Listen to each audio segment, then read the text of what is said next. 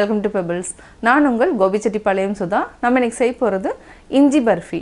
இது வந்து ரொம்ப ஈஸியாக பண்ணலாம். அதாவது நம்ம வந்து 1 கப் அளவுக்கு இஞ்சி எடுத்துக்கலாம்.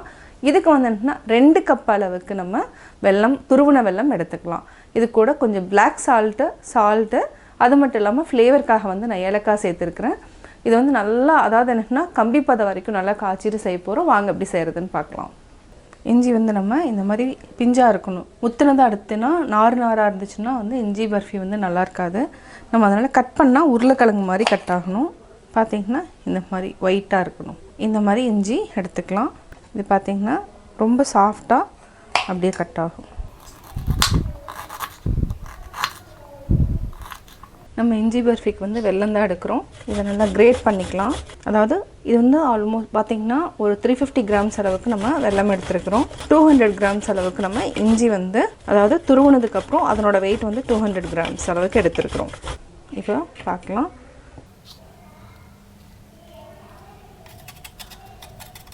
இந்த அளவுக்கு எடுத்தாலே போதும். இது பார்த்திங்கன்னா ஒரு 2 கப் அளவுக்கு நம்ம எடுக்கிற மாதிரி இருக்கும். அதாவது 1 கப் இஞ்சிக்கு 2 கப் வெல்லம். 2 கப் வெல்லம், 1 கப் அளவுக்கு இஞ்சி. ஃபஸ்ட்டு வந்து இஞ்சியை நம்ம பேஸ்ட் பண்ணிக்கலாம். மிக்சியில் அடிச்சுக்கலாம். இப்போ நம்ம அரைச்சிக்கலாம். இந்த மாதிரி அரைச்சிக்கலாம். நல்லா பேஸ்ட் ஆகிடுச்சு. அதாவது ரொம்ப நைஸாக வேண்டியதில்லை. இந்த அளவுக்கு அரைச்சாலே போதும். கொஞ்சமாக அதாவது ஒரு 1/4 டீஸ்பூன் அளவுக்கு நெய் போட்டுக்கலாம். ஜாஸ்தி வேண்டாம். இப்போது அந்த பேஸ்ட்டையும் நம்ம ஆட் பண்ணிக்கலாம். சிம்மில் வச்சுக்கோங்க, ஹை ஃப்ளேமில் வைக்க வேண்டாம். நம்ம வந்து வெல்லத்துக்கு வந்து அதாவது இதை வந்து நல்லா க்ளீன் பண்ண இந்த தண்ணியவே நம்ம வெல்லப்பாக ஆட் பண்ணுறப்ப ஆட் பண்ணிக்கலாம்.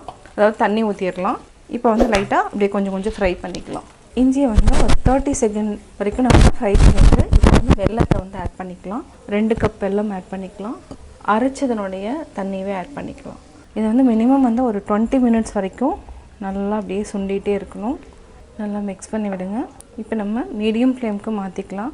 ரொம்ப வந்து அதாவது இஞ்சி வந்து கொஞ்சம் பெரிய இதாக இருந்துச்சுன்னா எடுத்துடலாம். இது வந்து என்னென்னா இந்த நாரோடு இருக்கிறதுனால கொஞ்சம் அப்படியே வந்து கெட்டியாக தெரியுது. இது கூட நம்ம கொஞ்சமாக black salt ஆட் பண்ணிக்கலாம் ஃப்ளேவருக்கு. இது வந்து ஆப்ஷனல் தான். இந்த சால்ட் வந்து ஆட் பண்ணிக்கலாம். இது கூட ஏலக்காய் தூள் கொஞ்சமாக ஆட் பண்ணிக்கலாம். இஞ்சியில் வந்து என்னென்னா நிறைய மருத்துவ குணங்கள் இருக்குது. டைஜஷனுக்கு ரொம்ப நல்லது. அது மட்டும் இல்லாமல் கேன்சர் வரதை வந்து தடுக்கக்கூடிய தன்மை இருக்குது. இது மாதிரி நிறையா மருத்துவ குணங்கள் வந்து சொல்லிகிட்டே போகலாம். இஞ்சியில் வந்து அவ்வளோ மருத்துவ குணங்கள் இருக்குது. இதை வந்து என்னென்னா நம்ம கேண்டியாக செஞ்சு வச்சுட்டுனா வின்டர் டைமில் வந்து சாப்பிட்டுக்கலாம். வெல்லம், இஞ்சி நல்லா கொதிச்சிட்ருக்கு. இது வந்து என்ன எப்படி வந்து நம்ம செக் பண்ணோம்னா ஒரு ஒயிட் பவுலில் தண்ணி எடுத்துக்கோங்க. இதை வந்து ஜஸ்ட்டு உள்ளே ட்ராப் பண்ணி பாருங்கள். இது வந்து இன்னும் ஷேப்புக்கு வரல, அதாவது கரையுது. நல்லா வந்து உருட்டுனா வரணும். அது வரைக்கும் நம்ம நல்லா வேக வச்சுக்கலாம். இன்னுமே ரெடி ஆகலை. இன்னும் கொஞ்சம் நல்லா வேக வச்சுக்கலாம். இப்போ நம்ம ஆட் பண்ணி பார்க்கலாம். இது பார்த்திங்கன்னா ஒரே இடத்துல நிற்குது. இப்போ நம்ம ஆஃப் பண்ணிக்கலாம். இதை உருட்டி பார்த்தா கையில் எடுக்கிற மாதிரி வரணும். இந்த மாதிரி வரணும். இதை நம்ம ஆட் பண்ணிவிட்டு ஒரு பிளேட்டில் மாற்றிக்கலாம். அதாவது இதுக்கு பேர் என்னென்னா ஜிஞ்சர் கேண்டி இல்லைனா வந்து ஜிஞ்சர் பர்ஃபி. ஒரு பிளேட்டில் நெய் தடவிக்கலாம். இதை வந்து ட்ரான்ஸ்ஃபர் பண்ணிக்கலாம். நம்ம பிளேட்டில் மாற்றிட்டோம். இது வந்து 2 to 3 hours ஆகும் செட் ஆகிறதுக்கு. நம்ம வந்து சின்ன பீஸாக போட்டுக்கலாம். அதாவது 2 ஹவர்ஸ்க்கு அப்புறம் நம்ம பீஸ் போட்டுக்கலாம். நான் வந்து இஞ்சி பர்ஃபி வந்து நல்லா காய்ச்சிட்டு இது வந்து 3 hours நான் சொல்லியிருந்தேன். பட் 3 hours விட நம்ம ஜாஸ்தி அப்படியே கூட நம்ம வச்சுக்கலாம். நான் வந்து என்னென்னா இப்போ ஆல்மோஸ்ட் பார்த்திங்கன்னா ஒரு 8 ஹவர்ஸ்க்கு அப்புறம் தான் எடுத்துருக்கிறேன். இதை வந்து பட்டர் பேப்பரில் போட்டு வச்சுருக்கேன். இதை அப்படியே நம்ம திருப்பிக்கலாம். இது நம்ம சின்ன பீஸாக போட்டுக்கலாம். இது ரொம்ப பெரிய பீஸாக போட வேண்டாம். இது வந்து நைட் ஆச்சுன்னா கொஞ்சமாக எடுத்து சாப்பிட்ற மாதிரி தான். ஏன்னா இஞ்சி வந்து என்னென்னா டைஜஷனுக்கு ரொம்ப நல்லாயிருக்கும். இது வந்து லைட்டாக ஒட்ட தான் செய்யும். இல்லைனா வந்து நீங்கள் நெய் ஏதாவது அப்ளை பண்ணிவிட்டு கூட பண்ணலாம். நைஃப் இல்லைன்னா பீஸா கட்டர் எடுத்துக்கலாம். நைஃப்பில் வந்து சரியாக வரல, அதனால் நம்ம பீஸா கட்டர் எடுத்துக்கலாம். இதில் கூட கொஞ்சம் லைட்டாக நம்ம கீ தடவிக்கலாம். இது வந்து நம்ம வெயில் இல்லைனா ஃபேன் கீழே வந்து இதை அப்படியே உணர்த்திட்டோன்னா கொஞ்சம் நல்லா கெட்டியாகிடும். அதாவது மேங்கோ கேண்டி எப்படி இருக்குமோ அதே மாதிரி ஆகிடும். அதுக்கப்புறம் நீங்கள் வந்து ஒரு பாட்டிலில் ஸ்டோர் பண்ணி ஃப்ரிட்ஜில் வச்சுக்கலாம். தேவைங்கிறப்ப எடுத்து சாப்பிட்டுக்கலாம். இப்போ நான் ஒரு பீஸ் மட்டும் எடுத்து காமிக்கிறேன். இந்த மாதிரி தான் இருக்கும். இந்த அளவுக்கு வந்து நம்ம டெய்லியுமே அதாவது இந்த அளவுக்கு எடுத்து சாப்பிட்டாலே போதும். டைஜஷனுக்கு ரொம்ப நல்லது. இதனுடைய அதாவது பெனிஃபிட்ஸ் பார்த்திங்கன்னா சொல்லிகிட்டே போகலாம். ஜிஞ்சர்னோட பெனிஃபிட்டு அது வெள்ளை சேர்த்துருக்கிற பெண்ணா அயன் சத்தும் ரொம்ப ஜாஸ்தி கிடைக்கும் நம்மளுக்கு.